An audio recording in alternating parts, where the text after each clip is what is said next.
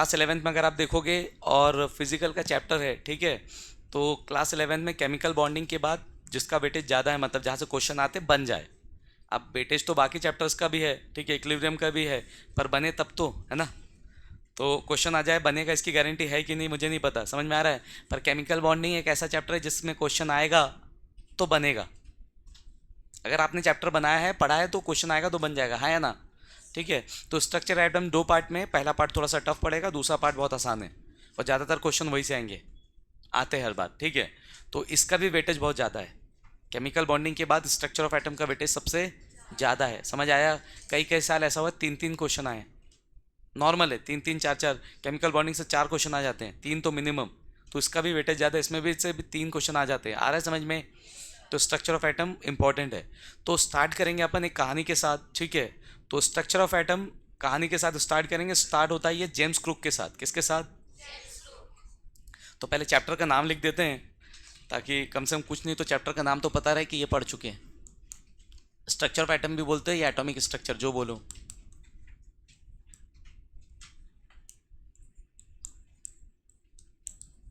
तो atomic structure,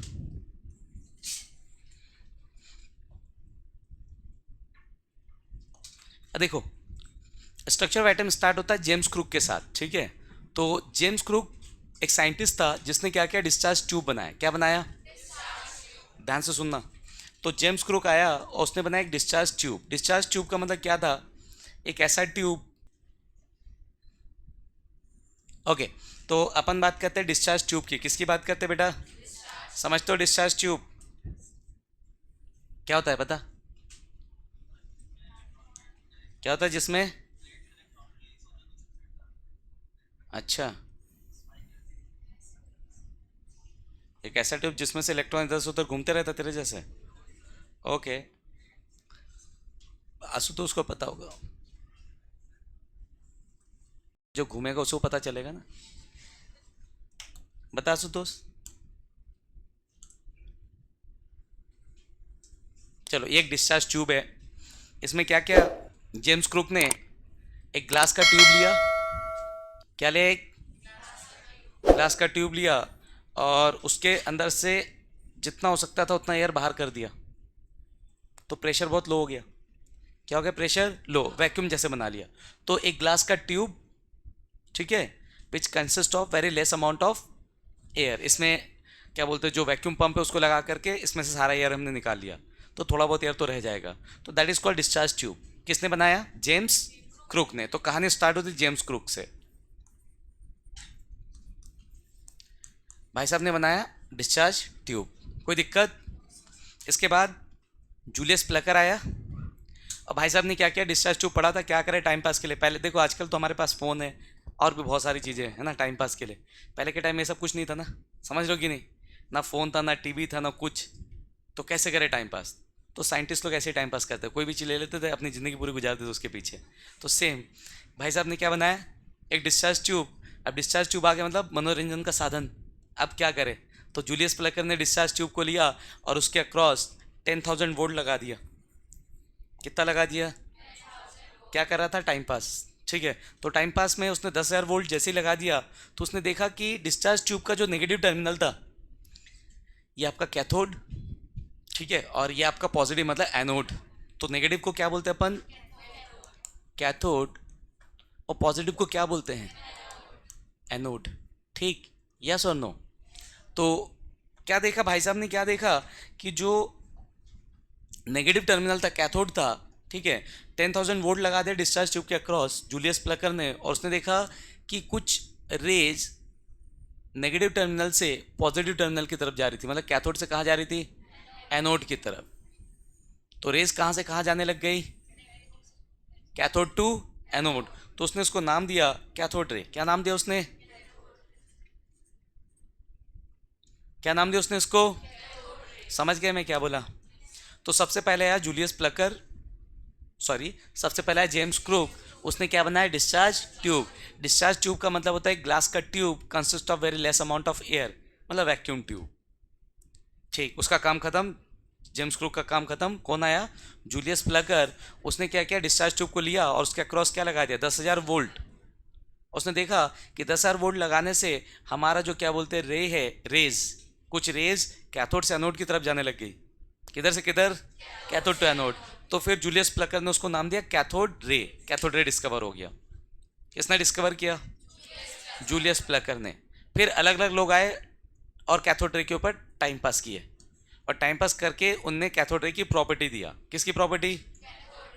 उसमें एक साइंटिस्ट था जिसका नाम था जे थॉमसन, वो भी टाइम पास कर रहा था। किसके साथ? Cathode ray. तो कैथोड रे के साथ टाइम पास करते करते उसने ढूंढ डाला इलेक्ट्रॉन। क्या ढूंढा? और जैसे ही जे थॉमसन ने इलेक्ट्रॉन को ढूंढा, वैसे ही जे थॉमसन से बहुत ज़्यादा डाल्टन नाराज हो गया। जानते हो डाल्टन को? क्यों नाराज हो गया? क्योंकि डाल्टन ने अपना एक लॉ दिया था। क्या कहा था डाल्टन ने? एटम कुछ कुछ बोला था, जो भी बोला था सब फालतू, अपने काम का है नहीं उतना, ठीक है। उसने एक चीज़ बोला था, atom can not be divided further. आप एटम को दोबारा तोड़, मतलब सबसे छोटा जो है पूरे दुनिया में वो एटम है, और उसके अंदर वो इंडिविजुअल है। सबसे जो छोटा है वो कौन है? और वो क्या है? ठीक। तो सबसे छोटा एटम है जो कि है इंडिविजुअल। तो जैसे ही कौन आया? J Thomson. क्या ढूंढा? इलेक्ट्रॉन। तो उसका कॉन्सेप्ट क्या हो गया? फेल। आया समझ में? जे थॉमसन के आने से उसने इलेक्ट्रॉन को ढूंढा, तो पता चला कि atom consist of negative charge, that is called electron. फिर सबकी नींद खुली। अब तक सब डाल्टन्स को सही मान के सो रहे थे।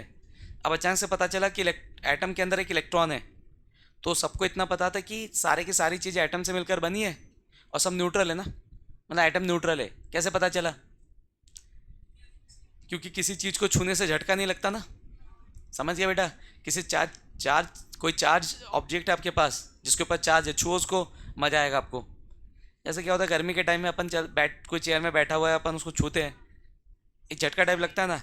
और नहीं भी लगता है तो क्या करो, किसी को चेयर पे बिठाओ और उसके पैर को ऊपर करने बोलो चेयर में, और पीछे टॉवेल से मारो उसको बहुत देर तक, तो उसको छुओ, तो आपको मज़ा आएगा। और ज़्यादा मज़ा चाहिए, और ज़्यादा, तो जो क्या बोलते हैं आपके प्लग होते हैं उसमें 2 होल होते हैं, 3 होते हैं ऐसे, नीचे के 2। उसमें एक न्यूट्रल होता है, एक फेज़ होता है। उसके अंदर उंगली डालो, उंगली तो जाएगी नहीं, वायर डाल के उसको पकड़ के देखो, फिर आपको समझ में आएगा कि 4 चीज़ों को पकड़ने में कितना मज़ा आता है। एक्सट्रीम मज़ा करना तो वो समझ गया, उसको बोलते हैं एक्सट्रीम मज़ा। यस और नो? पर पर क्या बोलते हैं, जूते होते पहन के करना ना, अच्छा इंसुलेटर लेके, नहीं तो फिर आखिरी मज़ा होगा फिर, है ना। इंसुलेटर रहेगा तो पकड़ोगे तो सिर्फ मज़ा आएगा, एक झटका देगा और फेंक देगा तुमको। और पैर ऐसे ही नंगे रहेंगे, अर्थिंग मिलेगा तो फिर वो आपको चिपका के रखेगा ना, खर्च हो जाओगे फिर। समझ गया क्या बोला? हाँ, तो थोड़ा बहुत मज़े लेना है तो चेयर में किसी को बिठाओ, टॉवेल से रगड़ो, उसके बाद उसको छुओ, तो पता चलेगा 4 चीज़ों को पकड़ने में कितना मज़ा आता है। और एक्सट्रीम मज़ा करना है तो बता दिया मैंने, पर जूते पहन के ना। यस और नो? भी गीले नहीं, सूखे वाले, तो फिर आपको कोई नहीं। और एक ही पकड़ना, दोनों पकड़ लिए तो बस हो गया फिर काम। ठीक। यस और नो? ठीक, ओके। अब देखो, तो अपने को ये पता था कि हर चीज़ क्या है? Neutral. Everything made up of atom. और एटम क्या होते हैं? न्यूट्रल, क्योंकि झटका मारता नहीं ना। यस और नो? ठीक। तो न्यूट्रल था, इसका मतलब क्या? जब जे थॉमसन ने इलेक्ट्रॉन को ढूंढा, क्या ढूंढा? तो जब इलेक्ट्रॉन जे थॉमसन ने ढूंढा तो ऑब्वियस सी बात थी उसके अंदर कोई पॉजिटिव होगा, तब तो न्यूट्रल है। तो लोगों की नींद खुली कि हाँ भाई कुछ तो पॉजिटिव है। काम पे लगे, एक ईयर के अंदर उनने प्रोटॉन को ढूंढ दिया। किसको ढूंढ दिया? तो इलेक्ट्रॉन ढूंढा, फिर क्या ढूंढा? प्रोटॉन ढूंढ लिया, काम खत्म, एटम न्यूट्रल हो गया, खत्म बात। सब सो गए फिर से, सब सो गए फिर से, कोई दिक्कत इसमें?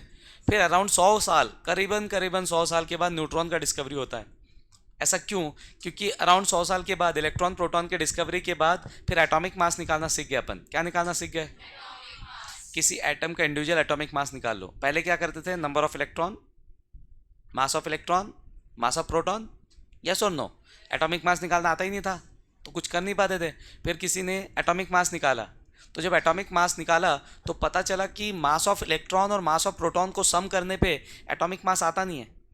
कार्बन का एटॉमिक 12 है, मतलब 6 इलेक्ट्रॉन और 6 प्रोटॉन के मास को जोड़ने पर कितना आना चाहिए? 12 एमयू। क्या आना चाहिए? 12 नहीं आता है। तो फिर पता चला कुछ तो मिसिंग है। क्या पता चला? कुछ तो मिसिंग है। कैसे पता चला? समझ में आया? जैसे फॉर एग्जांपल मैंने मैंने क्या बोलते हैं आपको, एक बॉक्स दे दिया और लिख दिया 10 केजी आम है। कितने केजी? समझ गए? तो एक बॉक्स आपको पकड़ा दे, उसमें लिख दिया 10 केजी आम है। अब आपके पास 10 केजी वेई करने के लिए वो नहीं है, जो वेइंग में जो लगते हैं ना, क्या बोलते हो जो भी उसको, तो यह आपका मान लो इलेक्ट्रॉनिक डिवाइस है, 5 केजी तक माप सकता है, 10 केजी का है ही नहीं। तो उसके ऊपर रखोगे तो 10 केजी वो मेज़र करेगा नहीं, क्योंकि अप टू 5 केजी, हाँ या ना? तो क्या करे, पता करना है कि 10 केजी है कि नहीं। तो क्या किए, एक एक आम को मेज़र किए, हाँ या ना? जितने आम थे सबका मास सम किया तो कितना आना चाहिए, 10 केजी आना चाहिए ना भाई, यस और नो? आप बोलोगे सर खड्डे का वेट, तो ठीक है खड्डा भी अलग से वेट कर ले, सबको जोड़ने पे 10 केजी आना चाहिए ना? नहीं आ रहा है, सबको जोड़ने पे 10 केजी, मतलब सामने वाले ने तुमको क्या बना दिया, यस और नो? बनाया कि हो? ओ ठीक है। तो यहाँ से समझ आया मैंने क्या बोला? तो सेम चीज, एक एटम के अंदर कितनी चीज है, दो, एक इलेक्ट्रॉन और एक, तो सामने वाले ने मास मेजर कर दिया एटम का, एटम को पकड़ा, मास वेई करके दे दिया, ये लो बेटा ये। अब हमको क्या पता, एटम के अंदर दो चीजें, इलेक्ट्रॉन और, तो सेम काम हमने किया, इलेक्ट्रॉन का मास जोड़ा, प्रोटॉन का मास जोड़ा, देखा आ ही नहीं रहा था। तब लोगों को समझ में आया अबे एटम के अंदर एक और चीज होती है। तब जाके किसकी डिस्कवरी हुई, न्यूट्रॉन की डिस्कवरी। समझ गए? तो इलेक्ट्रॉन को ढूंढा जे थॉमसन ने, प्रोटॉन को ढूंढा ई गोल्डस्टेन ने, और न्यूट्रॉन को ढूंढा जेम्स चैडविक ने। कोई दिक्कत किसी को? तो कहानी यहाँ से स्टार्ट होती है, किससे, इस डिस्चार्ज ट्यूब से, यस और नो? जैसे न्यूटन सेब सेब के पेड़ के नीचे नहीं बैठता, यस और नो? तो आज फिजिक्स नहीं होता है ना? तो सेम, डिस्चार्ज ट्यूब नहीं आता तो स्ट्रक्चर ऑफ एटम नहीं आता, इलेक्ट्रॉन प्रोटॉन न्यूट्रॉन नहीं आता, केमिस्ट्री नहीं आता ना। समझ गया कि नहीं? तो कौन कौन किया है सब काम, इसको ढूंढो किधर है, ठीक? तो यहाँ से चैप्टर स्टार्ट होता है। तो जेम्स क्रुक आया, डिस्चार्ज ट्यूब खोजा, फिर डिस्चार्ज ट्यूब के ऊपर 1000 वोल्ट लगाने के बाद, 10,000 वोल्ट लगाने के बाद जूलियस प्लकर ने क्या ढूंढा, कैथोड रे। और कैथोड रे के साथ टाइम पास करते करते जे थॉमसन ने क्या ढूंढा, इलेक्ट्रॉन। फिर इलेक्ट्रॉन ढूंढ लिए, तो उसके बाद कॉन्सेप्ट आया किसका, प्रोटॉन का, ई गोल्डस्टीन ने ढूंढा प्रोटॉन। फिर उसके बाद जेम्स चैडविक ने ढूंढा। अब पता चला कि एटम के अंदर 3 चीजें हैं, इलेक्ट्रॉन प्रोटॉन न्यूट्रॉन। तब लोगों को लगा कैसे, कौन कहाँ रहता है, तब आया अपना चैप्टर, कौन? समझ गया बेटा, यस और नो? कोई दिक्कत किसी को? पक्का? ठीक। अब देखो कुछ कुछ प्रॉपर्टीज बता देता हूँ, लिख देता हूँ शॉर्ट में, ठीक है? ऐसा आता नहीं है पर उतना टाइम अपन वेस्ट नहीं करेंगे, ठीक? तो कहानी समझ में आ गया सबको? ठीक, बस कहानी याद रखो। तो देखो डिस्चार्ज ट्यूब जब एक बार डिस्कवर हुआ, ठीक है, जेम्स क्रुक ने जब ढूंढा, इसका नाम लिख देता हूँ,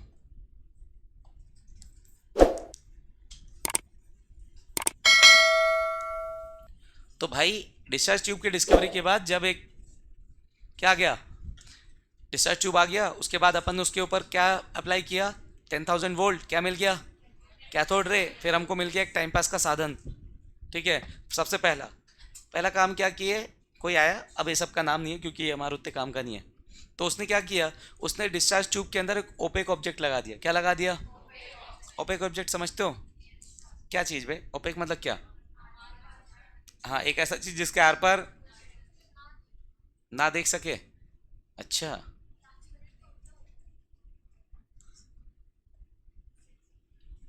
क्या तो ओपेक मतलब जिसके आर पर ना देखे?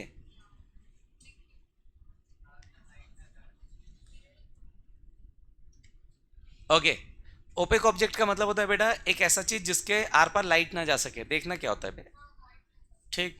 यस और नो? लाइट बुझा दूंगा ऐसे ही नहीं दिखेगा, हैं? तो क्या मतलब सब ओपेक हो गया?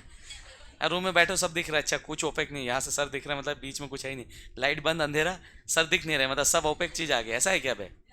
जिस चीज के आर पार लाइट जा सके वो ट्रांसपेरेंट, और जिसके आर पार लाइट ना जा सके वो, समझ आ रहा है कि नहीं? अब समझो, जैसे लाइट ऑन किया, ठीक है, तो लाइट ऑन किया तो लाइट आ रही है, और मैं इधर खड़ा हूँ, तो लाइट आ रही है, दिख रहा है कि सामने सर खड़े हैं, तो लाइट को क्या करना चाहिए था कि सर खड़े चलो बाजू से निकल जाओ, नहीं वो अपने ठसन में, मैं सीधे जाऊँगा, यस और नो? आया सीधे सीधे, फिर क्या हुआ, टकराए मेरे से, फिर क्या वापस नहीं जाएगा वो, कुछ भी हो जाए वो पीछे नहीं जा पाएगा क्योंकि मैं भी कोई कम थोड़ी हो। समझ गया कि नहीं? तो लाइट आया सीधे से टकराया मेरे से, क्या हुआ, पीछे जा पाया क्या? नहीं ना? तो पीछे लाइट गया नहीं मतलब क्या पड़ा, अंधेरा। क्या हुआ पीछे? उस अंधेरे को हमने नाम दिया शेडो। इसलिए लाइट में खड़े रहोगे तो पीछे क्या बनेगा? हाँ या ना? शेडो मतलब अंधेरा, यस और नो? अंधेरा मतलब तुम्हारे आगे की जिंदगी, ठीक, ओके। तो यहाँ से तो इससे ये पता चलता है, शेडो फॉर्मेशन से ये पता चलता है कि लाइट कैसे चल रही है, सीधे स्ट्रेट लाइन में जाती है, यस और नो? अगर ऐसा नहीं होता तो लाइट आ रहा है, देख रहा है, अरे सर खड़े, चलो ठीक है मैं मुड़ के चले जाता हूँ, तो आता सीधे, देखता सर खड़े तो मुड़ के चला जाता है पीछे, तो पीछे अंधेरा होता है क्या? तो शेडो फॉर्म, तो फॉर्मेशन ऑफ शेडो क्या रिप्रेजेंट करता है कि लाइट कैसे मूव करती है? Straight line. Lights move in a straight line. कोई दिक्कत? तो हमने वही किया, एक ओपेक ऑब्जेक्ट लगाया, जैसे ओपेक ऑब्जेक्ट लगाया तो हमने देखा कि भाई शेडो फॉर्म हो रहा है। क्या फॉर्म हो रहा है? अब तुम बोलोगे सर शेडो तो काला होता है, ठीक है, ये वाइट कैसे? तो बोर्ड काला है ना, काले बोर्ड पे काला शेडो नहीं दिखेगा, समझे? इसलिए सफ़ेद शेडो। समझ गए कि नहीं? रात को देखियो कभी वाइट शेडो? नहीं, रात में देखो, दिन को तो तुमको, दिन में जब होगा लाइट वाइट में रहोगे, उजाले में रहोगे तो ब्लैक शेडो दिखेगा, और एकदम अंधेरा है, कोई दूर दूर तक लाइट नहीं, तो वाइट शेडो दिखता है। देखो कभी, कभी कभी कभी गाँव साइड जाओगे, ठीक है, तो देखना, कभी यहाँ से रायपुर से बाहर निकले अपन, जंगल जंगल साइड गए, घोर जंगल, कुछ नहीं दिख रहा है, तो जंगल में घुस जाना अकेले, फिर तुमको वाइट शेडो दिखेंगे मूव करता हुआ, यस और नो? कभी ट्राई करना, कभी चलेगा, कभी गाँव साइड इधर अंधेरा है भयंकर, अकेले निकल जाना रात को 12-12 बजे, फिर मिलेगा। जिसको देखने का शौक है चलो मेरे साथ दिखा देता हूँ, ठीक है, ऐसा कुछ नहीं, ठीक है, रात के 12 बजे जाओगे, ठीक है, आपको दिख जाएगा वाइट शेडो। समझ रहे हो कि नहीं? यस और नो? ठीक। थोड़ा क्या है, तो जिधर शमशान वमशान रहता है ना, उधर साइड जाना पड़ता है, कहीं पे नहीं। अच्छा, देखो, एक वाइट शेडो को दूसरा वाइट शेडो नहीं दिखता है, ठीक, हाँ, कोई कोई इंसान जाएगा तो दिखेगा। ऐसा होता है क्या एक चुड़ैल दूसरे चुड़ैल को देख के डर रही है? Is it possible? नहीं ना? समझ रहे हो कि नहीं? है? उसको पता है दोनों एक दूसरे को देख के हंसेंगे, क्या ही मतलब होगा, इसलिए इंसानों को दिखेगा ना। समझे कि नहीं? ओके, आओ, तो ये अपना वाइट शेडो दिख रहा है तुमको? दिख रहा है ना? तो बस हो गया। हाँ तो ठीक है, ओके, आओ इधर। यहाँ तो कोई दिक्कत? तो क्या किया अपन ने, डिस्चार्ज ट्यूब के अंदर एक ठोक ओपेक ऑब्जेक्ट लगाया, तो हमने देखा कि शेडो फॉर्म हो रहा है। क्या फॉर्म हो रहा है? तो शेडो फॉर्म हो रहा है, तो इससे हमको पता चला कि भैया आपका जो कैथोड रे है वो भी कैसे मूव करता है, स्ट्रेट लाइन। तो पहला पॉइंट आया बेटा प्रॉपर्टीज ऑफ कैथोड रे में।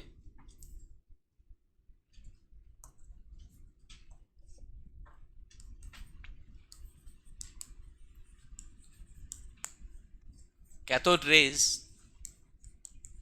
ट्रेवल इन क्या? Straight line. ये प्रॉपर्टीज ऑफ कैथोड रे है ना? क्या ये प्रॉपर्टीज ऑफ कैथोड रे? लिख देता हूं हेडिंग।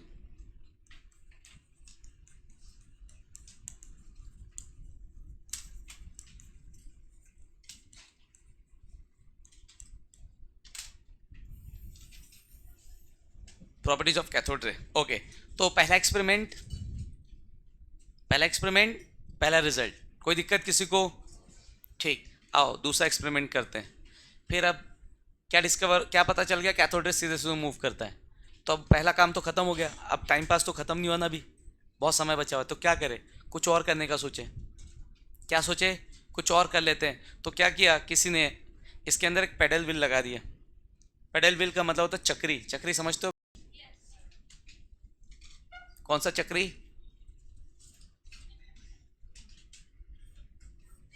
एक चक्री जो गांधी जी घुमाते थे, हाँ वही, ठीक है, चरखा था। ये अपना दूसरा वाला चक्री है। ये मेले वेले में जाते हो तो देखते हो ना, हाँ वो हवा से उड़ता नहीं है, घूमता है ना मुनी। ये अच्छा बताया है, चक्री। अरे सर वो जो हवा में उड़ता है, अबे उड़ता है कि घूमता है? इससे डिसाइड हो जाता है, ठीक है, आगे का मैं नहीं बताऊंगा, ठीक, बाकी लोग बताएंगे। ओके, अब ये तो सुनो, तो चक्री देखे हो ना, मेले वेले में रहता है, हवा पड़ने से घूमता है, यस और नो?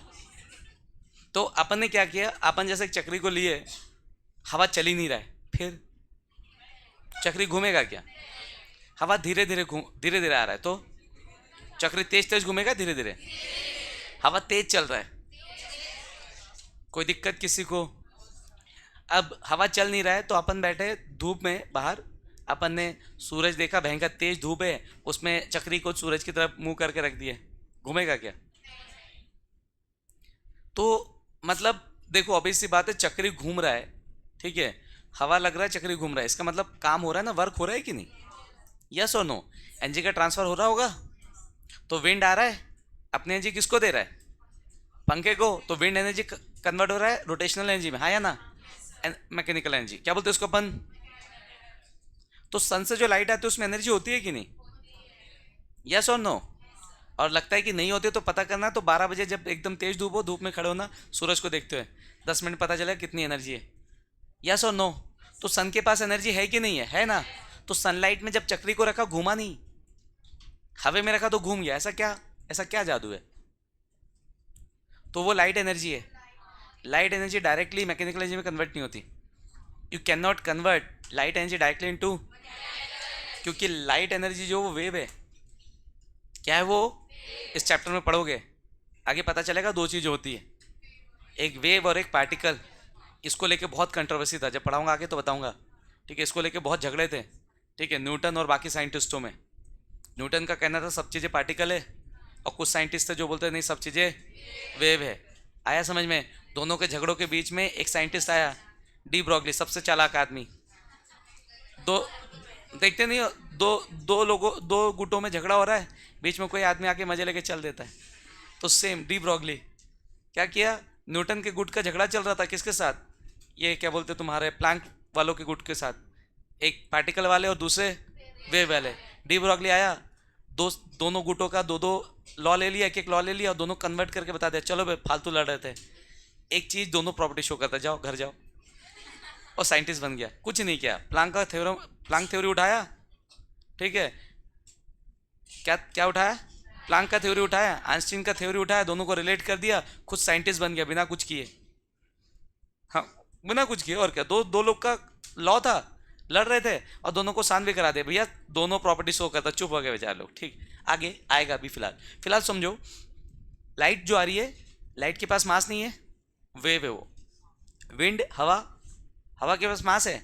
नहीं सर, हवा के पास कहाँ मास है क्या? विंड मतलब क्या? गैस मतलब क्या? Oxygen, nitrogen. तो ऑक्सीजन का मास होता है ना, तो विंड क्या है? समझ गए बेटा? तो जिसके पास मास है उसकी एनर्जी कन्वर्ट हो सकती है मैकेनिकल एनर्जी में डायरेक्ट। विंड पड़ेगा, विंड, ठीक है, पार्टिकल है, जैसी पड़ेगा, जो तुम्हारा क्या बोलते चक्री के पंखे के ऊपर, तो अपनी एनर्जी कन्वर्ट करेगा मैकेनिकल में, रोटेशन होने लग जाएगा, रोटेशन एनर्जी। सन है, पार्टिकल है कि वेव है? वेव पड़ेगा उसके ऊपर, गर्म करेगा सिर्फ, पर मैकेनिकल एनर्जी नहीं देगा। आया समझ में? यस और नो? कोई दिक्कत किसी को? अब तुम बोलोगे सर मेरे घर में तो सोलर पैनल के प्लेट पड़े, उससे तो मैं पंखा घुमाता हूं। यस और नो? तो भैया वो पहले आपका सोलर पैनल जो है वो आपके लाइट एनर्जी को कन्वर्ट करता है इलेक्ट्रिकल एनर्जी में, फिर आपका इलेक्ट्रिकल एनर्जी कन्वर्ट होता है किस में? डायरेक्ट नहीं हो रहा ना, समझ आ रहा है कि नहीं? ठीक, आओ, ऐसा ही कुछ हमने भी किया, हमने एक पेडल व्हील लगा दिया, किसमें? कैथोड रे के बीच में। तो देखा कि पेडल व्हील बहुत तेजी से मूव कर रहा था। कैसे मूव कर रहा था? इससे पहला चीज पता चला कि cathode ray can produce mechanical effect. Cathode ray can produce mechanical effect, समझ में आया ना? ठीक, मतलब इसके अंदर पार्टिकल है, मतलब इसके अंदर कोई दिक्कत किसी को? दूसरा, पेडल व्हील बहुत तेजी से घूम रहा था, इसका मतलब कैथोड रे कैसे मूव करता है? धीरे धीरे कि तेज। तो दो चीज पता चली। तो जैसे उसने क्या किया, पेडल व्हील को रखा, तो उसने दो चीज देखा। पहला, cathode ray moves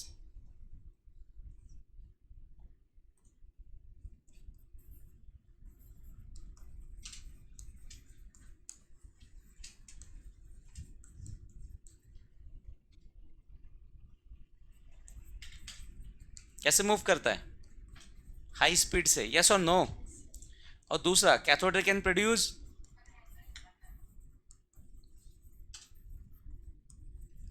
cathode rays can produce, क्या प्रोड्यूस कर सकते हैं अपन? Mechanical effect. कोई तकलीफ किसी को इसमें?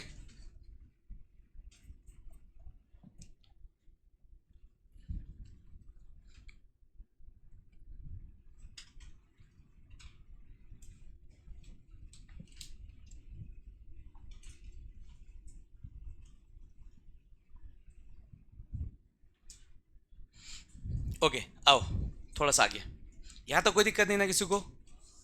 ठीक, पैडल व्हील का काम खत्म, पैडल व्हील से दो चीज़ हमको मिल गया, अब अपन हो गए बोर। ठीक, आइए आगे। आगे हमने क्या किया? पैडल व्हील को उठाया, हटा दिया पैडल व्हील को, यस और नो? किसको हटा दिया? Paddle wheel. कोई दिक्कत किसी को? अब हमने लगाया इस डिस्चार्ज ट्यूब के अक्रॉस इलेक्ट्रिक फील्ड। क्या लगाया? Electric field. ठीक है, यहाँ से क्या बोलते हैं आपका पता चलेगा, जे जे थॉमसन नहीं कहता इस एक्सपेरिमेंट को, थोड़ा सा बाद में करेंगे, मिटाना पड़ेगा, दूसरा कर लेते पहले। ठीक, अपन ने क्या किया? अपन ने इसके अंदर लगाया, हमने क्या किया इसके अंदर? हमने लगा दिया एक मेटल का प्लेट। क्या लगा दिया? यस और नो? ठीक, आ जाओ। तो हमने क्या किया? हमने इसके अंदर लगा दिया एक मेटल का प्लेट।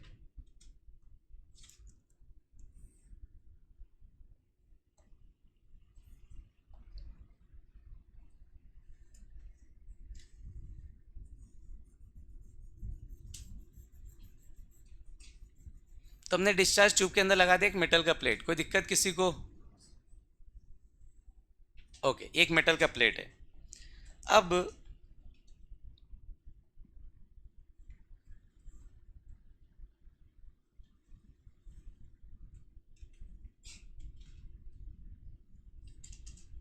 ठीक, आ जाओ।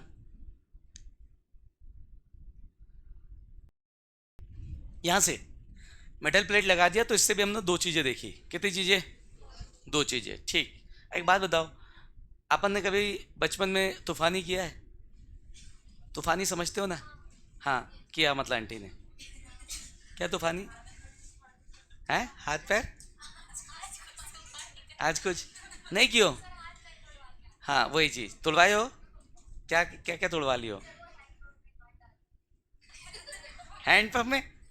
वो तो गदर में देखा था सनी देओल हैंड पंप उखाड़ता है, हाथ डाल के तोड़ रही थी, कैसे टूटता है कि नहीं। ओके, ठीक है। अब देखो, अपन ने कभी अगर तूफानी किया है, ठीक है, तूफानी मतलब समझते हो ना, बचपन में करते बच्चे ना, है ना, साइकिल लेके कहीं घुस गए, कहीं से कूद गए, ठीक है, हैंडपम्प के अंदर हाथ डाल के देख रहे टूटता है कि नहीं है, ये सब चीज़ें। तो ये सब करने के बाद तूफानी जब अपन करते हैं तो उसके बाद क्या होता है? हाथ पैर टूट जाते हैं, फिर अपन जाते हैं डॉक्टर के पास, यस और नो? फिर डॉक्टर क्या करता है? एक्सरे करता है ना, यस और नो? एक्सरे मतलब क्या? एक्सरे मतलब क्या? आपकी फोटो नहीं ना, आपके बोन्स की फोटो। समझ रहे हो कि नहीं? तो जब अपन जाते हैं किसी डॉक्टर के पास कि भैया हाथ में कुछ लग गया, दर्द हो रहा है, हाथ हिल नहीं रहा है, तो फिर वो एक्सरे करता है और देखता है कि टूटा है कि नहीं, यस और नो? तो पिक्चर किसकी आती है? बोन्स की। हाँ या ना? आपकी नहीं आती ना, पर अपन कैमरे में पिक्चर लेते हैं तो आपकी आती है, यस और नो? तो यहाँ से जैसे ही हमने क्या किया, हमने डिस्चार्ज ट्यूब के बीच में एक मेटल का प्लेट लगा दिया, तो हमने देखा कि मेटल का प्लेट रेड हॉट हो गया। कैसा हो गया? इसका मतलब गर्म हो गया ना, लाल हो गया मेटल का प्लेट। तो मतलब इससे पता चला अगली प्रॉपर्टी, चौथी, कि cathode ray can produce heating effect. Cathode ray क्या कर सकता है? समझ गए? दूसरा, जैसे ही हमने इसमें क्या बोलते हैं, कैथोड रे को स्ट्राइक करा है, किसको? किसके ऊपर? तो हमने देखा कि कैथोड रे मेटल से स्ट्राइक करने के बाद जब रिफ्लेक्ट होके आया, क्या होके आया? तो आपको मिला एक्सरे।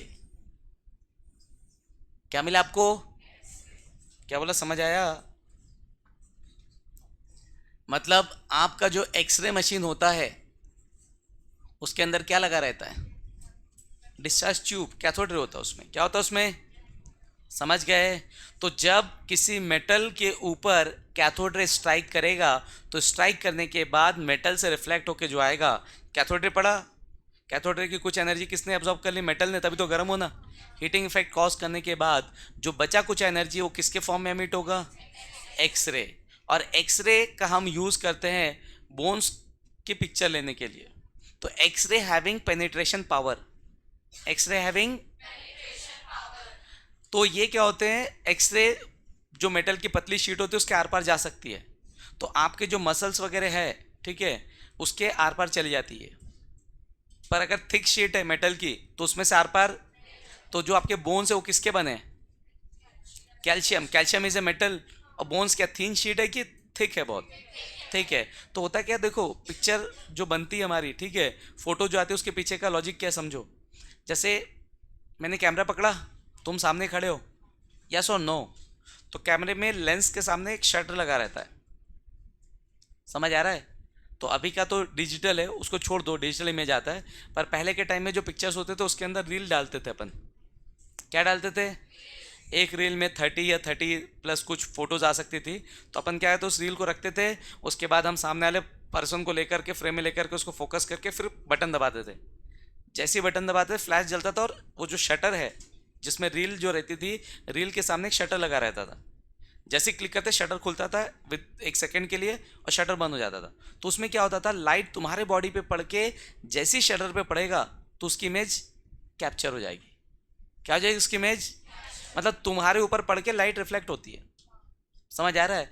तुम सामने खड़े हो, मुझे दिख रहा है, तो सेम चीज, लाइट तुम पे पड़ रही है, रिफ्लेक्ट होकर मेरे रेटिना पे आ रही है, और रेटिना पे इमेज बन रहा है।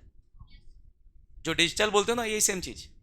तो क्या हो रहा है, लाइट तुम्हारे ऊपर पड़ रहा है, लाइट तुम्हारे ऊपर पड़ के कहा रहा है मेरे रेटिना पे, आ रहा है समझ में? तो रेटिना पे तुम्हारी पिक्चर बन रही है, इन्वर्ट होता है ना, उल्टा बनता है रेटिना पे पिक्चर, पर हमारा ब्रेन उसको सीधा पड़ता है। जैसा अभी देखा ना, उल्टा इमेज होता है, इसको रोटेट कर सकते हो, सेम इमेज जो बनता है वो कैसा बनता है? उल्टा। और हमारा ब्रेन उसको कैसे रीड करता है? सीधा। वो अलग प्रोसेस, उसको छोड़ दो। अब समझो, बीच में एक पार्टीशन लगा दूं, क्या लगा दूं? तुम दिखोगे क्या? क्यों नहीं दिख रहे हो भाई? एक प्लाई लगा दिया, लाइट तुम्हारे ऊपर पड़ रही है, अभी भी लाइट है ना, लाइट पड़ के मेरे तरफ आ रही है, पर कौन रोक दे रहा है उसको? प्लाई। ओपेक है, आने नहीं देगा। एक कांच लगा दिया आधे क्लासरूम में, तो इधर वाले दिखेंगे, पीछे वाले नहीं दिखेंगे क्या? दिखेंगे ना। क्यों? क्योंकि ट्रांसपेरेंट है ना क्लास, लाइट कांच के आर पार जा सकते हो, ओपेक नहीं है। समझ में आ रहा है मैं क्या कह रहा हूँ? तो तब तक इमेज नहीं बनेगा जब तक आपका लाइट जो है आपके ऊपर पड़ के रिफ्लेक्ट होकर मेरे ऊपर ना आए। समझ में आ रहा है मैं क्या कह रहा हूँ? अब समझो, तुम खड़े हो एक्सरे मशीन के सामने, तो एक्सरे मशीन में क्या होता है, एक्सरे मशीन में भी रील लगी रहती है, सेम वही पिक्चर वाला, वो देखते हो ना जो पिक्चर बन के आती है जिसमें वो लगा रहता है, और वो एक्सरे सेंसिटिव होता है। क्या सेंसिटिव होता है? समझ आया मैंने क्या बोला? मतलब उस फिल्म के ऊपर जब तक एक्सरे नहीं पड़ेगा तब तक इमेज जनरेट नहीं होगा।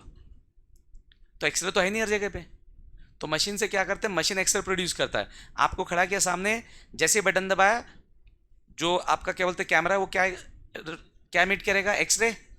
एक्सरे जाएगा आपके बॉडी के जितने भी पार्ट है सब में से आर पार चलाएगा एक्सेप्ट बोन्स। तो जो आर पार चला गया, देखना एक्सरे जब करते हैं तो आपके पैर का एक्सरे करना है, तो पैर के पीछे एक शीट रखता है, वो एब्जॉर्बर होता है, उस शीट के ऊपर एक्सरे पड़ेगा तो वापस नहीं आएगा।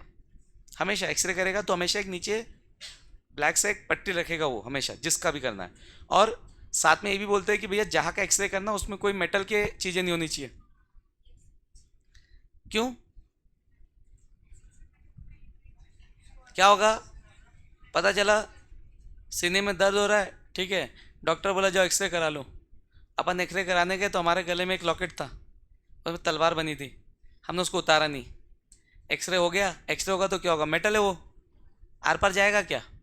अब क्या हो रहा है, तुम्हारे जो टिश्यूज है, तुम्हारे जो मसल्स है, उसमें से क्या हो रहा है, एक्सरे सीधे और आर पार चला गया, उस पार जैसे ही चला गया, जो प्लेट रखा उसमें एब्जॉर्ब हो गया, वो वापस आया क्या?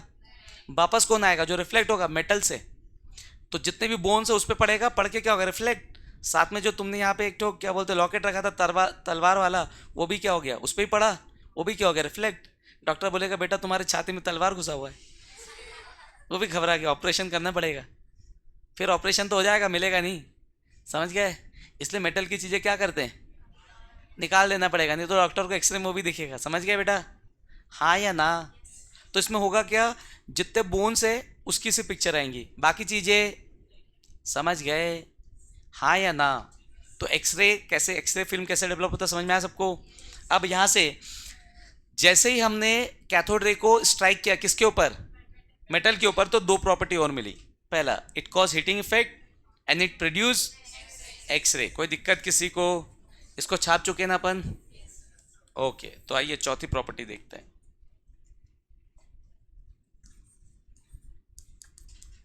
इट प्रोड्यूस कौन सा effect? Heating effect.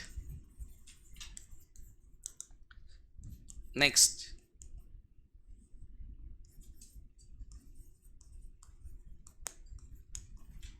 when it strike on metal surface,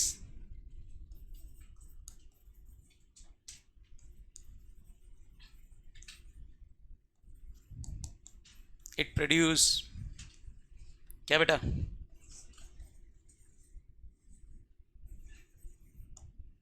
when it strike on metal surface it produce x-ray। कोई दिक्कत किसी को? कितने पॉइंट हो गए? 5। ठीक, अब एक्सरे, एक्सरे पतली शीट को पेनिट्रेट कर पा रहा है, हाँ या ना? तो एक्सरे किससे बन रहा है? कैथोड रे से। तो कैथोड रे भी क्या कर सकते हैं? पेनिट्रेट कर सकता है, यस और नो? तो इससे अगली प्रॉपर्टी पता चली क्या? Cathode ray can penetrate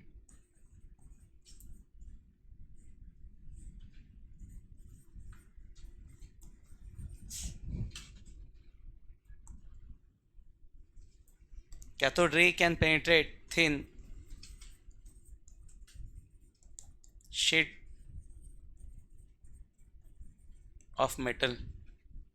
cathode ray can penetrate thin sheet of metal। अब आ जाओ, अपन थोड़ा सा देख लेते हैं किसको, जे थॉमसन को। थोड़ा सा देख लेते हैं जे थॉमसन का इफेक्ट। कौन सा इफेक्ट? ठीक,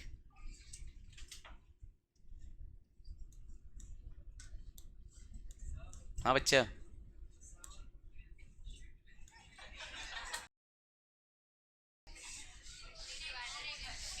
ओ शिट हो गया क्या? ओके, हाँ तुम वो लिखोगे मुझे पता है।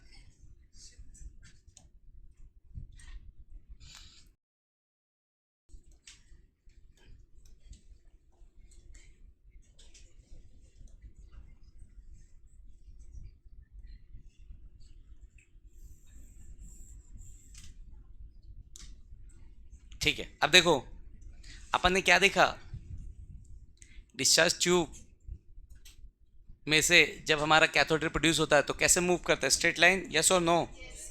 हाँ कि ना? तो आपका जो कैथोड रे है वो कैसे मूव करता है?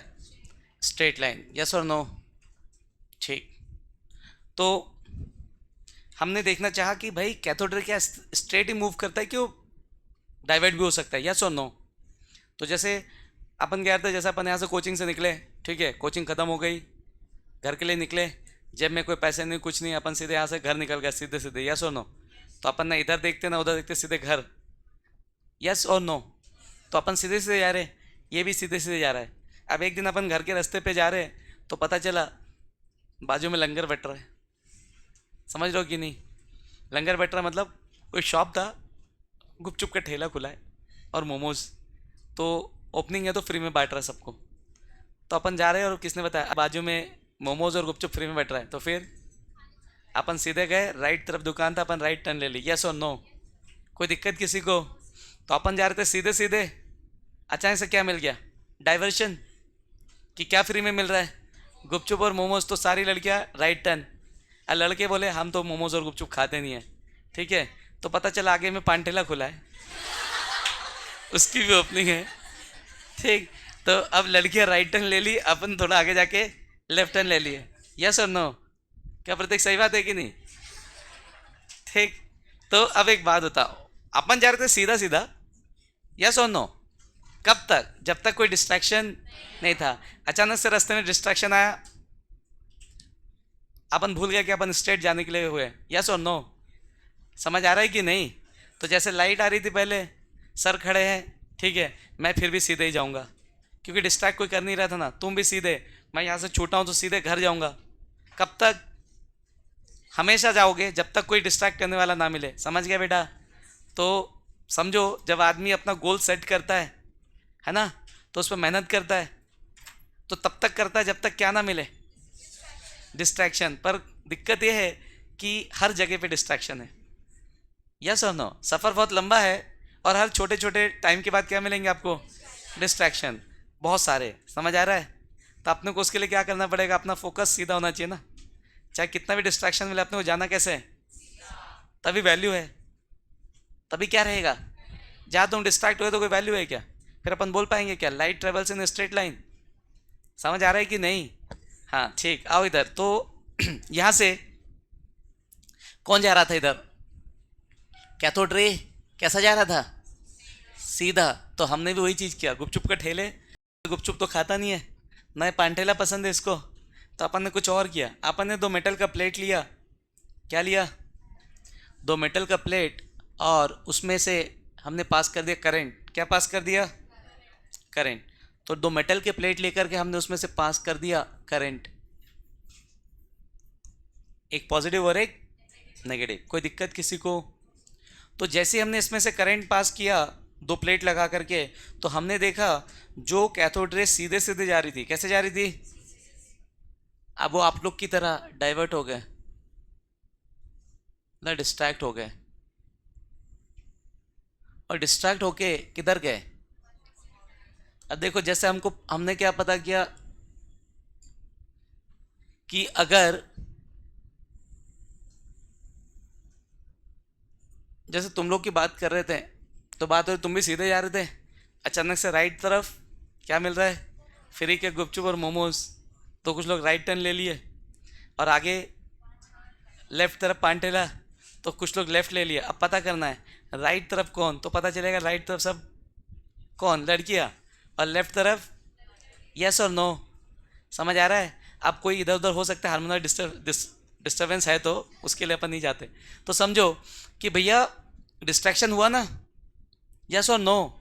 तो अब जो डिस्ट्रैक्शन हुआ, तो उससे हमने डिसाइड किया भैया गर्ल्स किधर साइड है और बॉयज किधर। तो यहां पर भी हमने देखा कि जो आपका कैथोड रे है वो किसकी तरफ डिस्ट्रैक्ट हुआ, positive.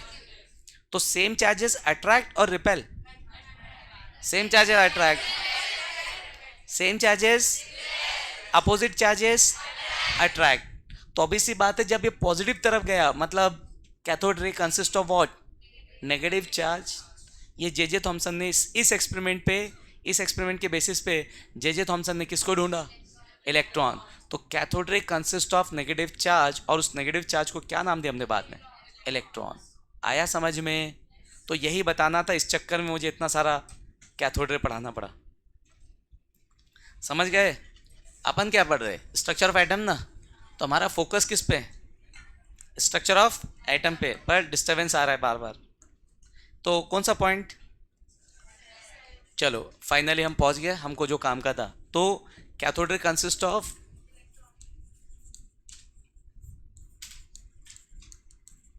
Cathode ray consist of negative charge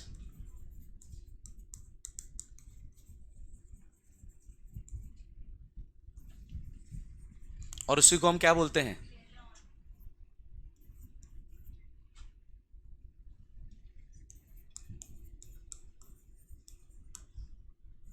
देखो इलेक्ट्रॉन के डिस्कवरी के अराउंड 1 साल करीब लग गया था प्रोटॉन के डिस्कवरी में। इतना ज़्यादा समय क्यों? तो इलेक्ट्रॉन को हमने डिस्कवर किया कैथोड रे से, प्रोटॉन को हमने डिस्कवर किया एनोड रे से।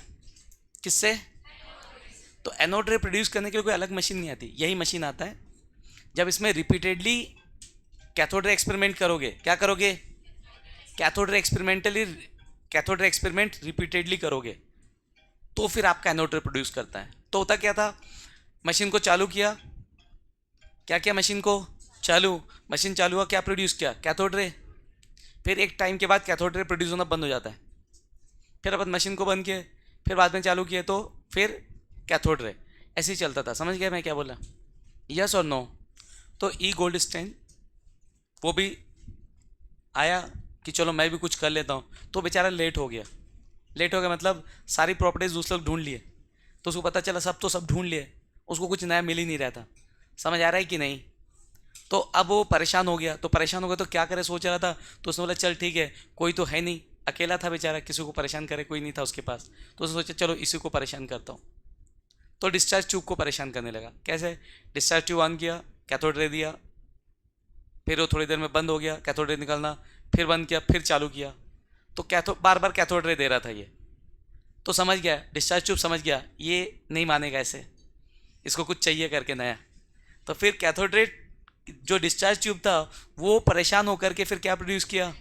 एनोड रे। तो गलती से उसको एनोड रे मिल गया। तो जब कैथोड रे एक्सपेरिमेंट रिपीटेडली करोगे तो ही आपका डिस्चार्ज ट्यूब कैथोड रे की जगह पे क्या देगा परेशान होके? तो भाई साहब को मिल के एनोड रे। तो सेम जैसे कैथोड रे की प्रॉपर्टी वैसे सेम किसकी प्रॉपर्टी होगी? एनोड रे। कहाँ से रिलीज होगा? एनोड टू कैथोड, और वहां से जाकर के ई गोल्डस्टेन ने क्या ढूंढा? समझ गए? फिर कहानी के 100 साल बाद कौन आया? James Chadwick. क्या ढूंढा? क्योंकि न्यूट्रॉन न्यूट्रल होते हैं, पकड़ नहीं पाए। जैसे एटॉमिक मास का कॉन्सेप्ट आया तो फिर कौन आया? जेम्स चैडविक आया। किसका कॉन्सेप्ट दिया?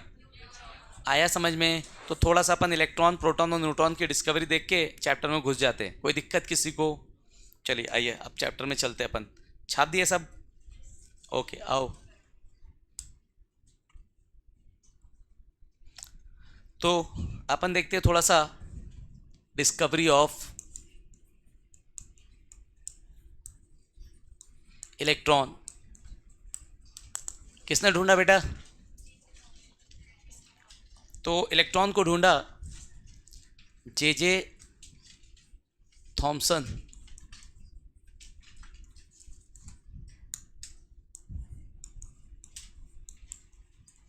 जे थॉमसन डिस्कवर्ड क्या? इलेक्ट्रॉन। कोई दिक्कत किसी को? फिर जे थॉमसन ने चार्ज ऑफ इलेक्ट्रॉन निकाला। क्या निकाला? Charge of electron. कितना होता है बच्चा? -1.6 इंटू 10⁻⁻19 कूलम। फिर उसने निकाला मास ऑफ इलेक्ट्रॉन। कितना? 9.1 इंटू 10 का पावर। हाँ बहुत फिजिक्स पढ़ लियो लगता है। ओके ठीक है। ओके इलेक्ट्रोस्टैटिक स्टार्ट हुआ तो याद होगा ये। कोई दिक्कत किसी को? तो जे थॉमसन ने किसको ढूंढा? इलेक्ट्रॉन को। Charge of electron 1.6 minus 1.6 into 10⁻⁻19 coulomb and mass of electron 9.1 into 10⁻31 kg। कोई दिक्कत किसी को? ठीक ओके छाप दो। छाप दिए? ओके नहीं छापो तो याद तो होगा, छोड़ो। फिर इलेक्ट्रॉन की डिस्कवरी के बाद कौन डिस्कवर हुआ? किसने ढूंढा? So discovery of proton.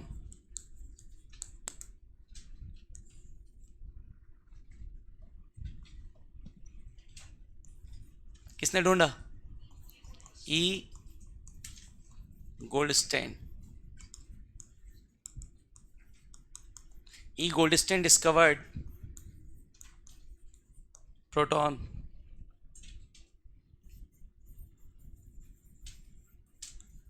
Charge of proton यही सेम, बस प्लस आता है 1.6 इंटू 10⁻⁻19 कूलम। यस और नो? ठीक। उसके बाद मास ऑफ प्रोटॉन कितना होता है? मास ऑफ प्रोटॉन 1.6, आगे 1.60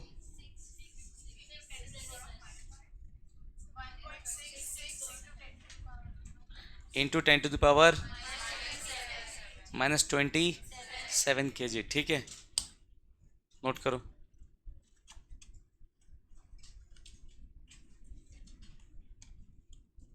सही करो इसको। 1.672 होता है ना? क्यों लिखा हूँ पता चलेगा। Mass of proton, sorry discovery of proton के बाद कौन आएगा? ओके आइए नेक्स्ट है आपका डिस्कवरी ऑफ न्यूट्रॉन। किसने ढूंढा? James Chadwick discovered neutron. Charge of neutron neutral होता है ना, charge of neutron is 0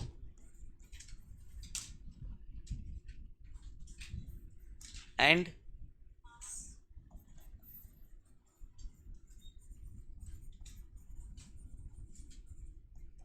mass of neutron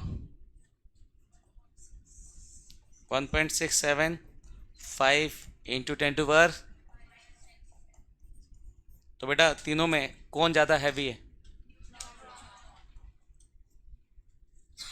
सबसे भारी, फिर और फिर mass of electron negligible, mass of electron is negligible. कोई दिक्कत इसमें? तो एक एटम का जितना भी मास होता है वो सिर्फ और सिर्फ किसकी वजह से होता है? Proton and neutron. कोई दिक्कत किसी को? हाँ या ना? क्या समझो एक चीज़, कार्बन, कार्बन का एटॉमिक मास 12, कार्बन का atomic mass 12 proton and 12 electron, yes और नो? तो अपन जब एटॉमिक मास का डेफिनेशन पढ़ेंगे इस चैप्टर में आगे, तो हम पढ़ेंगे atomic mass is equals to mass of number of proton plus number of neutron. समझ आ रहा है मैं क्या कह रहा हूँ? यस और नो? तो एक बात बताओ, अपन मास निकाल रहे हो, नंबर काउंट करें कैसे? जैसे क्या बोलो, समझ आ रहा है? अपन निकाल रहे हैं एटॉमिक मास, क्या लिख रहा है atomic mass? Number of proton plus number of, तो नंबर ऐड करने से मास आता है क्या? जैसे 10 आम रखे, ठीक है, 10 आम रखे, 10 ऑरेंज रखे, तो मैंने बोला कितना वेट है बताओ, तो तुम क्या बोल रहे हो? Number of mango plus number of orange is equals to mass. होता है कैसा कि mass of each mango plus mass of each orange, सारे ऑरेंज का मास और सारे मैंगो का मास का सम करना पड़ेगा, हाँ या ना? और दूसरी बात, अगर कार्बन का एटॉमिक मास हम लिखते हैं 12, तो मतलब 6 प्रोटॉन और 6 न्यूट्रॉन करके करते ना 12, हाँ या ना? पर यहाँ पे आओ, मास ऑफ प्रोटॉन कितना होता है? इतना, तो 6 प्रोटॉन है तो 6 प्रोटॉन का मास आएगा 6 से मल्टीप्लाई करके, हाँ या ना? 6 न्यूट्रॉन का मास आएगा 6 से मल्टीप्लाई करके, 12 आ सकता है क्या कभी पे? इज इट पॉसिबल 12 है? तो कैसे करते, गलत है क्या वो? हाँ बोलो, यूनिट मान लेते उसको। एटॉमिक मास को हम निकालते एएमयू में, किस में निकालते? Atomic mass unit. और 1 एएमयू इज इक्वल्स टू होता है इतना, 1 एएमयू इज इक्वल्स टू इतना। अब समझो दूसरा एग्जांपल, मैंने आपको मैंगो दे दिया और मैंने आपको ऑरेंज दे दिए, और हर मैंगो का मास 1 kg है और हर एक ऑरेंज का मास भी 1 kg है, तो कितना kg हुआ? तो क्या बोलूँगा मैं? Mass is equals to number of mango plus number of orange. सही आएगा क्या? क्यों? सबका मास 1 है, सबका मास, तो मास ऐड करो चाहे नंबर ऐड करो, एक ही चीज़। तो यहाँ पर ये जो है ये तो मास केजी में है, इसको ईएमयू में कन्वर्ट करोगे तो 1 एमयू इज इक्वल्स होता है 1.67 इंटू 10⁻⁻⁻⁻, डिवाइड करोगे तो कितना आएगा? 1 एमयू। तो mass of proton is 1 MU, और न्यूट्रॉन और दोनों का मास सिमिलर है ना, पॉइंट बहुत कम का डिफरेंस है, तो हम जब करते हैं तो उसको अप्रॉक्सीमेटली क्या मान लेते हैं? इक्वल। पर अगर स्पेसिफिकली पूछूं कौन भारी, तो इसका भी मास 1 एमयू और इसका भी मास, तो mass of proton and mass of neutron is 1 MU. समझ गए? तो कितने प्रोटॉन? 6, मतलब 6 प्रोटॉन का मास 6 एमयू और 6 न्यूट्रॉन का मास टोटल कितना? तो मास ऐड करो चाहे नंबर, एक ही आएगा। इसलिए एटॉमिक मास का फॉर्मूला होता है number of neutron plus number of proton. कोई दिक्कत किसी को? याद रहेगा सबको? क्लियर है यहाँ तक? ठीक है, नोट कर लीजिए। ठीक है, बाकी नेक्स्ट क्लास में देख लेते हैं ना, ठीक है।